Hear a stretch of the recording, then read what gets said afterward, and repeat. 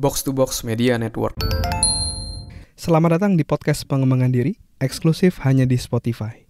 Podcast ini akan bantu kamu untuk mengatasi kegalauan di usia muda, sukses di usia muda, dan yang pasti terus bertumbuh setiap harinya. Agar kamu tidak terlewat setiap episode barunya, jangan lupa untuk follow dan nyalakan loncengnya ya. Selamat mendengarkan. Hai Centres Bordes, dan pada podcast kali ini saya akan sharing tentang memaafkan diri sendiri. Kalau sebelumnya, beberapa waktu lalu, beberapa hari lalu, mungkin kamu merayakan Lebaran, Idul Fitri gitu ya, saling memaafkan orang lain, memaafkan temanmu, keluargamu, orang sekitarmu gitu ya, atas kesalahan-kesalahan yang mungkin dibuat secara sengaja ataupun enggak. Tapi di satu sisi, ada satu lagi yang perlu kita maafkan, yaitu adalah memaafkan diri sendiri. Seringkali kita belum bisa memaafkan diri sendiri, sehingga justru menjadi menghambat kita untuk bisa maju ke depan. Nah, kita akan bahas di podcast kali ini. Tapi sebelum itu, saya juga mau ngebacain ya beberapa komentar yang masuk di episode sebelumnya ya, tentang cara ngobrol dan bikin orang suka sama kamu di episode 407.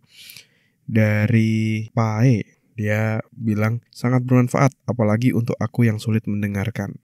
Jadi di podcast itu saya sharing tentang cara ngobrol dan bikin orang suka sama kamu. Terus ada dari Amahani, dia bilang 2 cara yang dipaparkan Bang Andre, jadi membiarkan lawan bicara tentang dirinya sendiri, dan seni mendengarkan itu true, itu betul gitu ya. Aku udah terapin itu dan lawanku selalu excited pas mereka cerita sama aku ya. Jadi thank you udah nulis komentar ya, atau komen, reply di episode tersebut. Saya juga pasti selalu ngecek ya replyan dari teman-teman. Jadi apa yang kamu tulis pasti akan saya baca gitu ya. Mungkin beberapa komentar, beberapa reply juga akan saya share di podcast seperti ini, akan saya bacain. Jadi kamu silahkan reply episode yang ada tentang mungkin sudut pandangmu ataupun pertanyaanmu, kamu bisa langsung reply aja di tiap episodenya ya.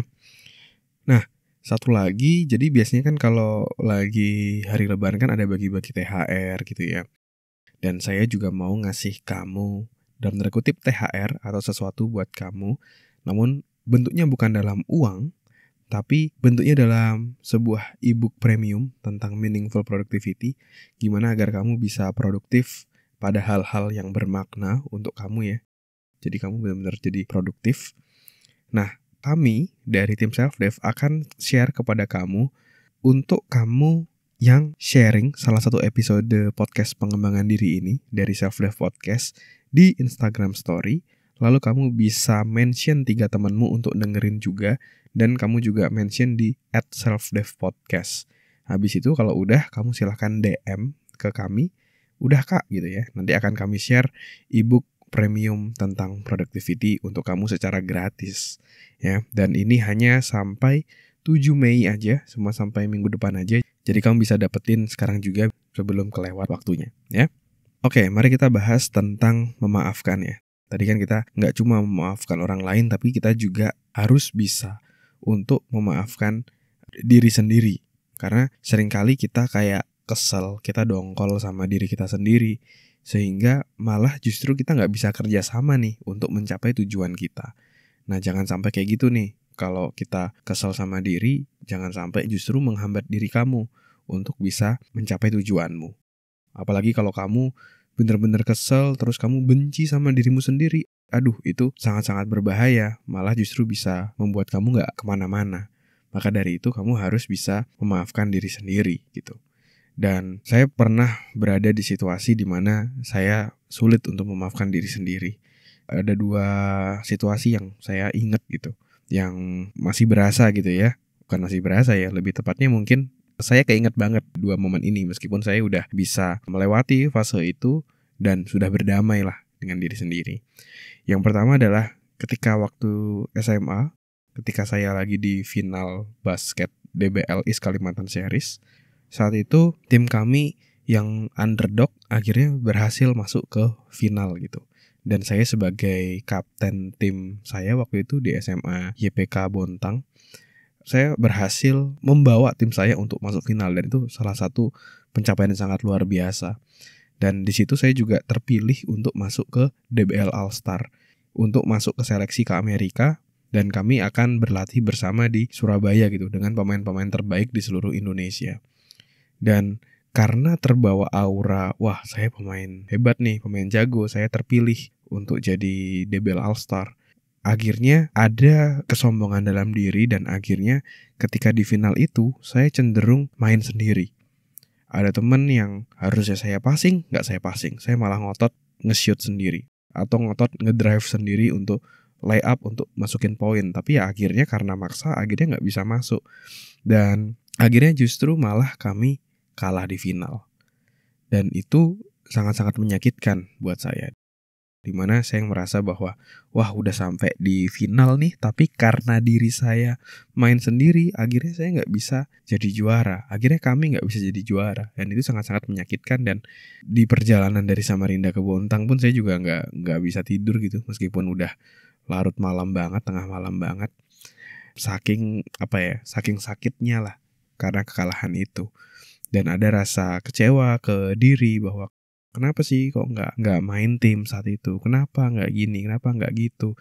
Di pikiran saya muncul, coba waktu itu saya passing ke teman saya gitu. Coba waktu itu saya ngoper. Coba waktu itu saya nggak main sendiri. Mungkin hasilnya nggak seperti ini gitu. Dan itu muter dalam pikiran saya. Tapi kita harus tahu bahwa ya satu hal ya, everything happens for a reason gitu. Semua terjadi karena pasti ada maksudnya.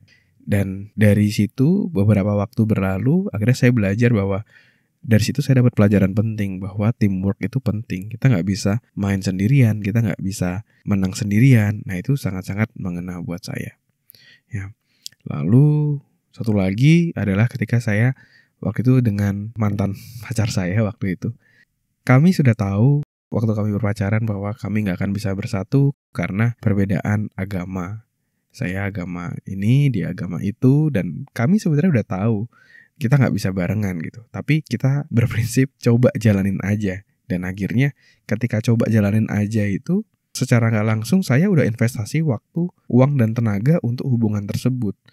Saya ngedengerin curhat dia tiap malam tentang skripsinya, saya nyemangatin dia, saya ajak jalan, ajak nonton, segala macam lah. Tapi investasi yang paling tinggi adalah ketika saya meluangkan waktu saya, karena waktu kan nggak bisa ditukar kan. Dan ternyata ketika udah seperti itu, dia tiba-tiba menjauh dari saya kayak gitu, dan akhirnya sama yang lain. Padahal dia pernah bilang, kita emang nggak bisa bersama, tapi nanti kalau misalnya kita udah mau pisah, kasih rating ya. Rating itu maksudnya kasih aba-aba, kasih tanda kayak gitu, jangan langsung hilang. Tapi di saat itu malah dia yang hilang begitu aja, dan ya udah nggak peduli kayak gitu, terkesan seperti itu. Dan itu sangat-sangat menyakitkan buat saya. Mungkin akhirnya berat badan saya turun drastis banget waktu itu, bahkan sempat nggak makan 24 jam. Mungkin buat kamu yang pernah patah hati juga pernah merasakan yang sama.